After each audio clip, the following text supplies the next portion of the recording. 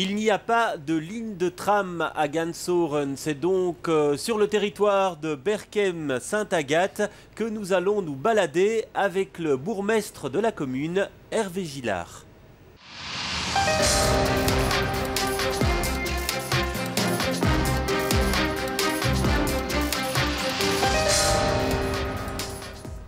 Hervé Gillard, bonjour. Alors je disais pas de tram encore à Gansoren, bientôt il y aura la ligne 9. Vous étiez demandeur de cette ligne?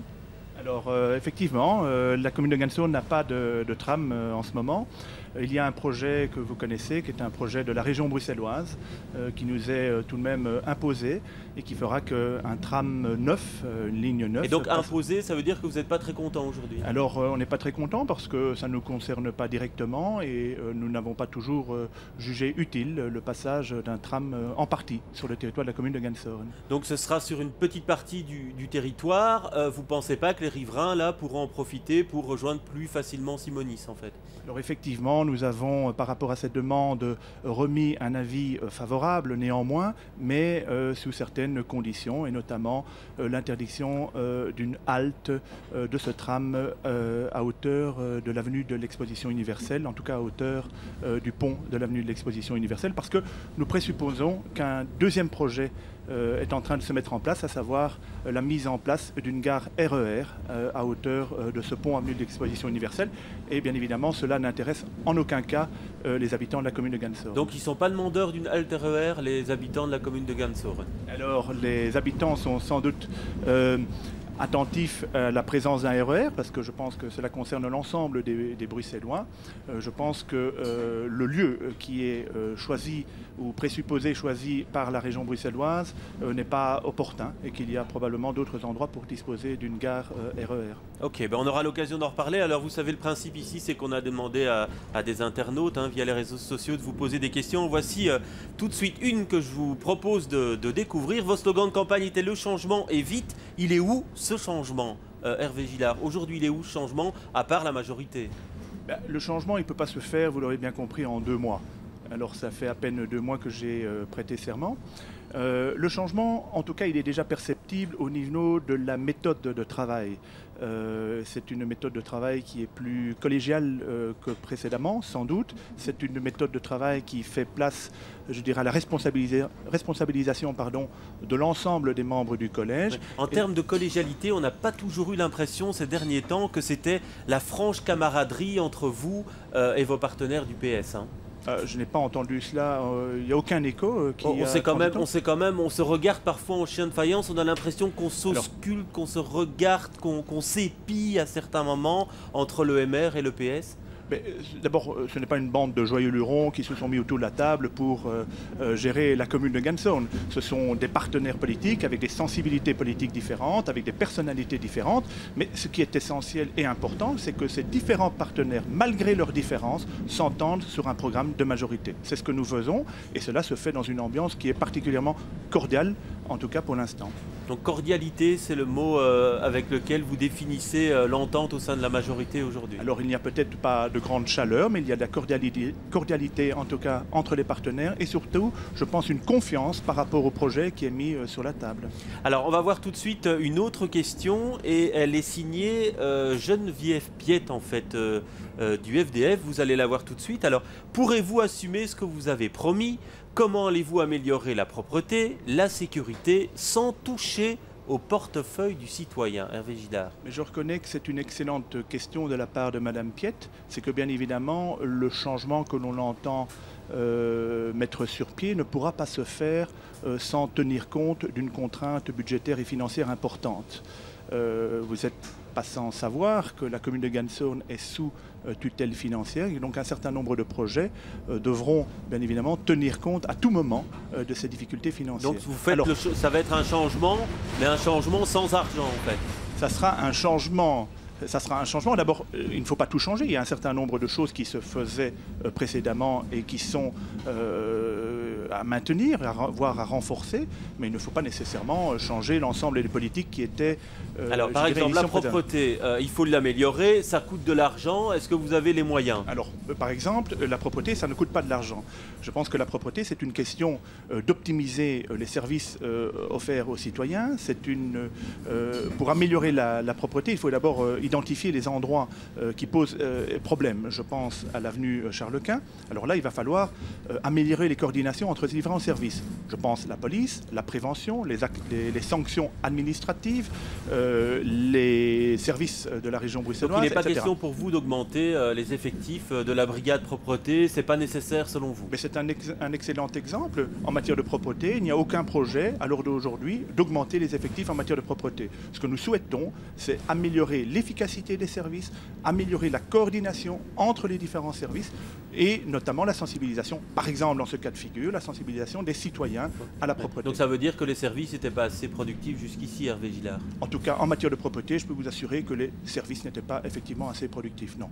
Ouais. Et donc, par rapport à ça, il faut vraiment serrer la vis et vous assurer aujourd'hui que Gansoren, dans quelques mois, sera plus propre qu'elle ne l'est aujourd'hui. En tout cas, les points que nous allons identifier, je pense à l'avenue Charles Quint, je peux vous garantir que l'avenue Charles Quint, nous veillerons à ce qu'elle soit propre comme elle le mérite, comme statut d'artère de pénétration en région bruxelloise. Alors, Madame Piette parlait aussi de la sécurité. Mettre plus d'agents sur le terrain, ça coûte de l'argent. Par rapport à cela, est-ce que vous allez pouvoir le faire, Hervé Gillard? Il y a un cadre au niveau de la zone de police. Il est prévu, je pense, 34 policiers, donc inspecteurs et policiers pour la commune de Ganso. Nous sommes à 31 ou 32 aujourd'hui. Nous devons donc procéder à 2 engagements. Je peux vous assurer que dans les 6 ans à venir, le cadre sera effectivement rempli. Alors, on va passer à une autre question de l'opposition. Je vous propose d'écouter tout de suite Chantal Dezaguer. Monsieur Gillard, pendant toute cette campagne, vous vous êtes présenté comme l'homme, le sauveur, l'homme du changement, quelqu'un qui maîtrise toute la problématique en matière financière. Premier budget présenté, vous présentez un déficit qui est doublé, moins 1 million d'euros. Aucune nouvelle initiative pour le citoyen. Vous amputez le budget à la fois au niveau culturel du centre culturel et aussi pour les activités pour les jeunes. Monsieur Gillard, je vous le demande, vous n'avez jusqu'à présent assumé aucun de vos choix. Pensez-vous encore être crédible aux yeux du citoyen gansornois? Ah bah voilà, elle y va, hein, donc encore crédible aujourd'hui, Monsieur Gillard. Oui, d'abord, dans la question qui est posée par Madame Dezaguer, il y a des choses quand même étonnantes. Donc cela fait 2 mois que je suis aux responsabilités et je découvre, moi, un budget. Alors elle parle d'un déficit d'1,2 million et je pourrais même lui annoncer que le déficit à l'aube de la confection du budget 2014 sera bien plus important.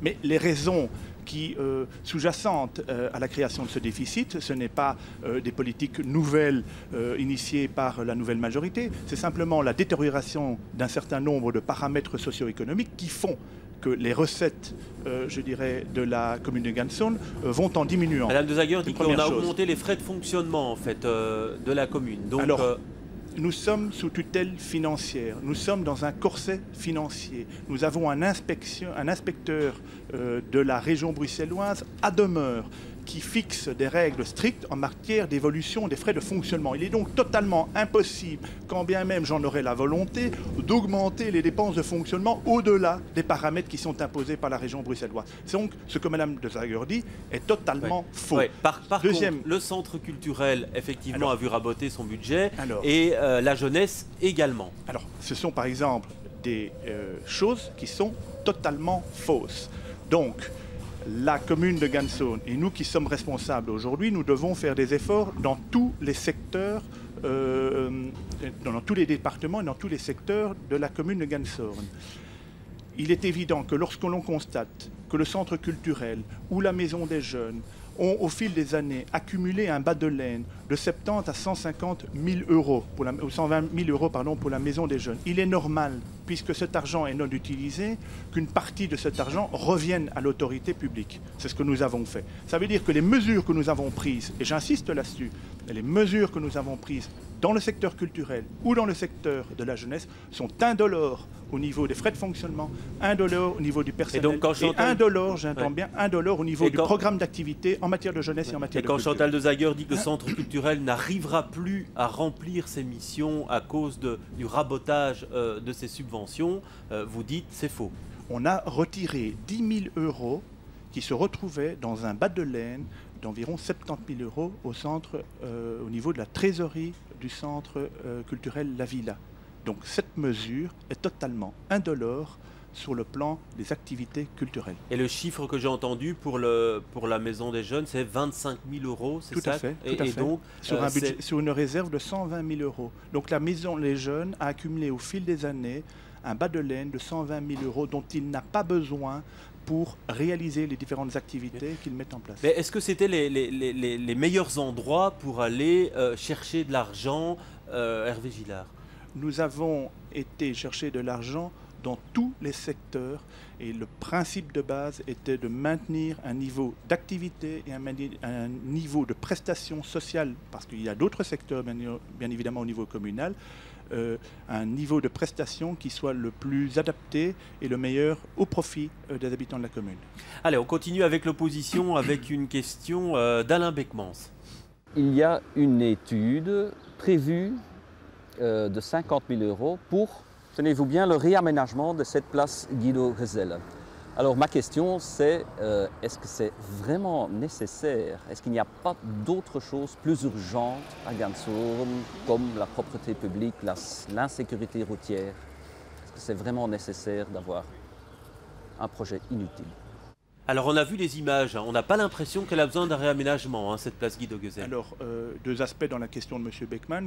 Est-ce qu'il y a d'autres priorités? Oui, bien évidemment, il y a d'autres priorités au niveau communal, des priorités plus urgentes, je pense au financement de la commune. Oui, mais il y a quand même 50 000 € qui sont prévus. Alors, il y a un budget de 50 000 € qui est prévu, effectivement, pour repenser et réfléchir à créer à Gansourne un centre à partir de la place Guido Gezelle et à partir de la piscine, enfin la nouvelle piscine de Gansourne. Je pense qu'il y a à Gansourne un grand problème au niveau de l'espace ou de l'utilisation de l'espace urbain et donc il faut repenser le centre de Gansourne. C'est une étude d'abord de 50 000, c'est un budget qui est prévu de 50 000 €.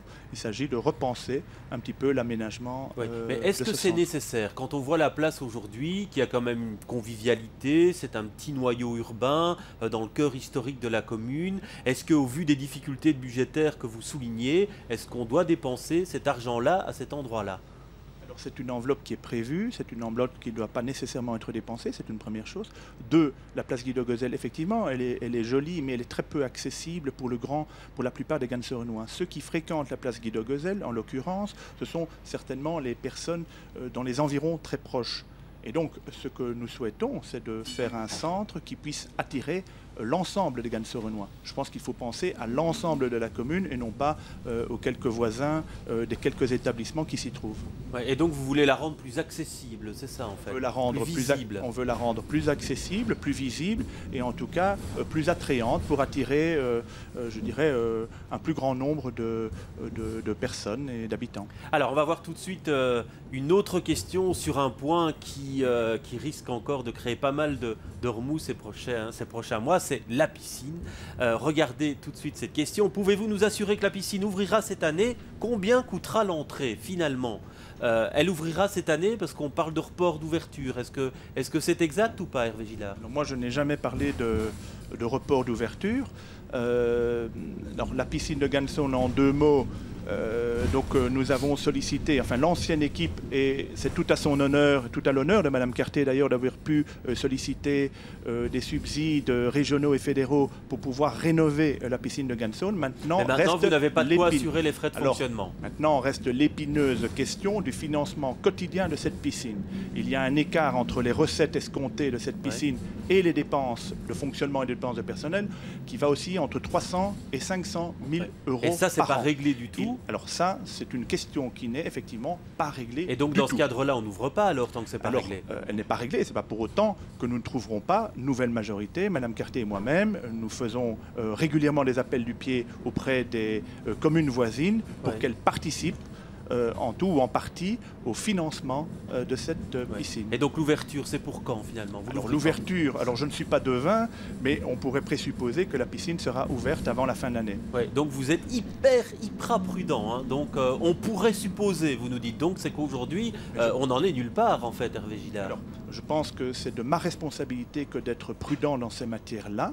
La piscine est en voie d'être entièrement rénovée et nous trouverons les solutions adéquates pour ouvrir cette piscine avant la fin de l'année. Oui, parce que le dernier reportage qu'on a fait à Télé Bruxelles avec l'échevin Berkem et le bourgmestre de Jette, ils étaient loin d'être acquis à l'idée de participer au financement du déficit de la piscine. Si, d'abord, nous sommes en train pour l'instant d'avancer des arguments auprès des communes limitrophes pour qu'elles participent au financement de cette commune.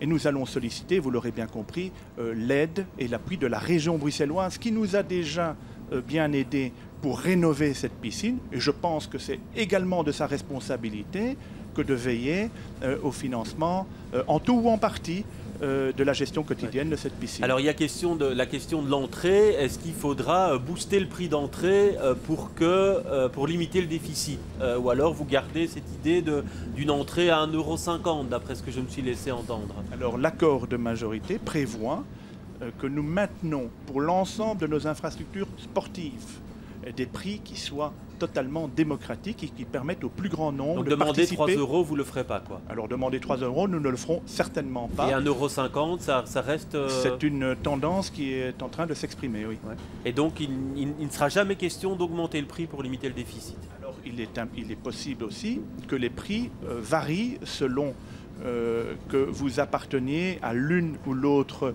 commune qui participent au financement de cette commune ou pas. Ouais. C'est le cas dans les autres piscines de la région bruxelloise. Au moment de la campagne électorale, en fait, vous étiez partisan d'une gestion par le privé de cette piscine. Est-ce que cette idée-là, vous l'avez totalement abandonnée aujourd'hui?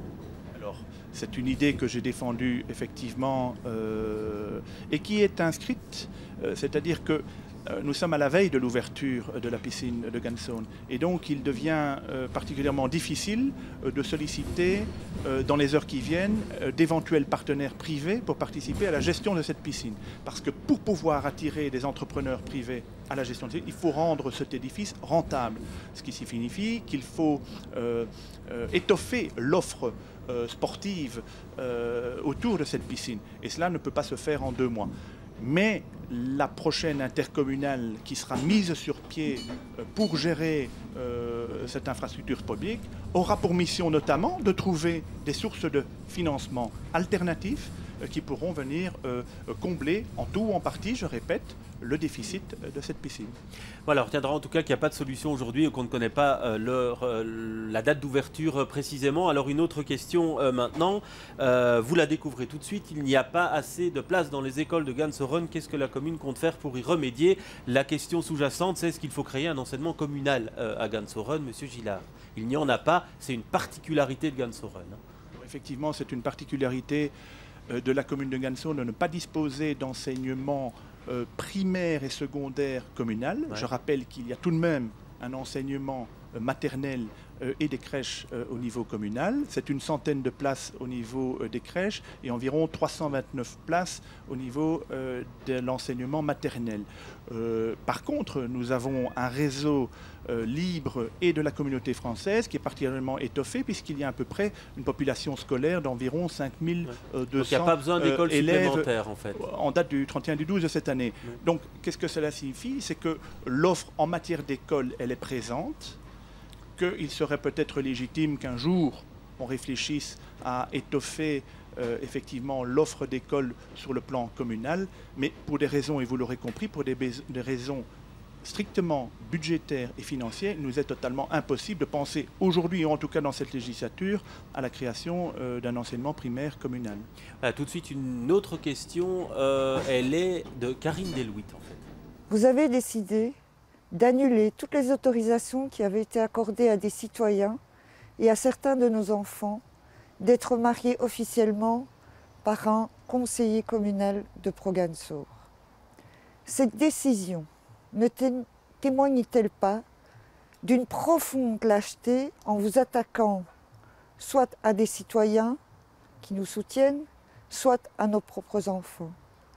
Deuxième question que je vous poserai face à cette problématique, pensez-vous être crédible en voulant officier une cérémonie où des jeunes s'engagent pour la vie alors que vous êtes incapable de tenir vos engagements plus d'une soirée?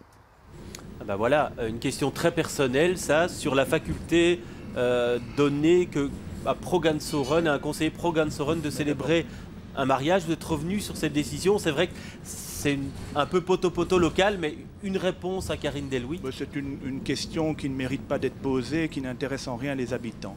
Il y a une législation extrêmement précise en matière de célébration des mariages.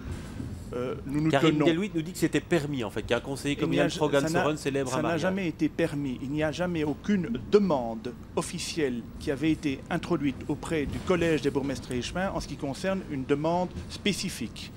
Cela a été fait par des oui-dire, par des fonctionnaires ou par des coups de fil qui ont été adressés effectivement par des membres de la liste Progan-Sauron auprès de l'administration qui se sont dit c'est éventuellement possible. Ils ont introduit une demande officielle. Et que vous avez refusé, donc. Et que une demande officielle, mais c'est une demande qui n'a pas lieu d'être, puisqu'elle n'est pas prévue par la loi. Cette demande n'est pas prévue par la loi. On ne se marie pas à la carte à Gan-Sauron. Et ça, ils doivent le comprendre. Voilà. Mais il y a l'autre question, c'est sur la trahison.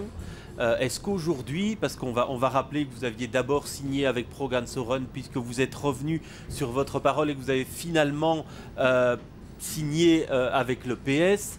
Je vais très vite pour résumer la situation pour ceux qui ne la dominent pas, qui ne la connaissent pas. Alors est-ce qu'aujourd'hui vous n'avez pas le sentiment d'avoir trahi tout le monde en fait, Progan-Sauron, Écolo, le FDF, quelle est votre position par rapport à cela, Monsieur Gillard? Ma position est très claire. Je veux dire, dans quel environnement suis-je arrivé?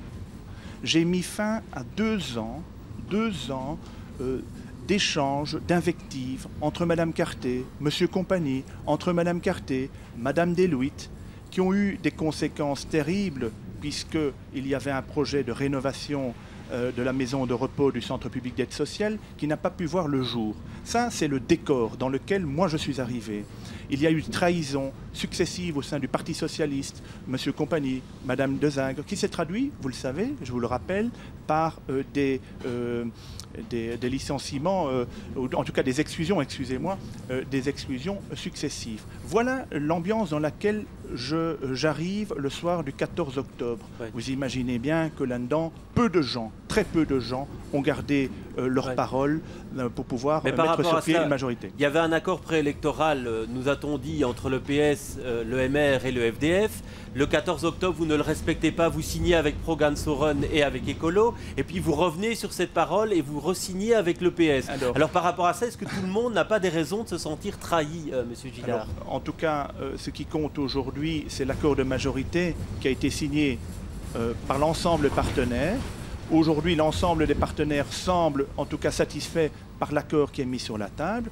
Et je veux simplement dire, vous me parlez de pré-accord, il y avait des axes de convergence, effectivement, sur lesquels Mme Carté et moi-même, nous nous entendions effectivement à la veille des élections, des axes de convergence qui se retrouvent comme par hasard aujourd'hui dans l'accord de majorité. Mais dans ce cadre-là, aujourd'hui, comme le MR est finalement en minorité au sein du collège, puisque vous avez le majorat plus 2 échevins et le reste c'est la liste du bourgmestre, est-ce que c'est possible d'exister ou est-ce que c'est très compliqué pour vous, Monsieur Gillard? Madame la Carté a fait la démonstration que c'était possible et elle l'a fait pendant 6 ans puisque... mais c'est à vous que je pose la question aujourd'hui, Monsieur Gillard. Et donc je veux simplement montrer que l'expérience montre que c'est possible à partir du moment où on s'entend sur un programme qui intéresse directement l'intérêt des habitants, première chose. Et 2, que ce soit LB ou Progan-Sauron, si vous décomposez, je dirais, les partenaires politiques, vous verrez que le mouvement réformateur est le premier parti politique dans l'enceinte du Conseil communal. En minorité au sein du collège pour l'instant. je suis minorisé, si l'on peut dire, si vous faites un conglomérat des différentes formations politiques qui se retrouvent dans LB. Effectivement, vous avez raison, mais ce qui est important, c'est l'accord de majorité et l'entente que nous avons autour de ce programme de majorité. Alors, dernière question, on la découvre tout de suite, il est question de l'image de Gansoren. Gansoren est une commune dortoir qui souffre d'un déficit d'image, déficit sans E s'il vous plaît. Comment faire pour la rendre un peu plus sexy ? Effectivement, je crois que la commune de Ganson mérite d'être un petit peu plus mise à l'honneur au travers de ses activités culturelles, mais notamment au travers de ses activités urbaines. Savez-vous que la commune de Ganson ne dispose pas réellement d'un marché hebdomadaire digne de ce nom? C'est un de nos projets que de mettre sur pied avec l'ensemble du collège en désignant un endroit opportun pour mettre sur pied, par exemple, un marché hebdomadaire avec des produits bio, des produits du terroir, enfin que sais-je encore. Nous souhaitons également mettre sur pied une manifestation populaire hebdomadaire, probablement à hauteur de la place Guido-Guezel dont on faisait allusion tout à l'heure. Donc il y a, vous ne le savez pas, ou en tout cas très peu de gens savent qu'il y a un magnifique château construit au XIIIe siècle et qui a été reconstruit d'ailleurs au XVIIIe, qu'importe. Ce que je veux dire par là, c'est qu'on n'a pas un patrimoine énorme, mais on a quelques ressources qui méritent d'être mises en avant, ou en tout cas valorisées par rapport à ce qui se faisait précédemment. Très bien, mais merci Monsieur Gillard d'avoir fait cette petite balade, voilà. On termine à la station Simonis. Tiens, ben voilà, on a quitté Berchem, mais on est à Kuckelberg. Alors, dans 15 jours, ce sera le bourgmestre de Berchem-Sainte-Agathe qui sera à votre place. Les internautes peuvent lui poser toutes les questions via notre page Facebook. Je vous retrouve donc avec plaisir dans 15 jours. À bientôt.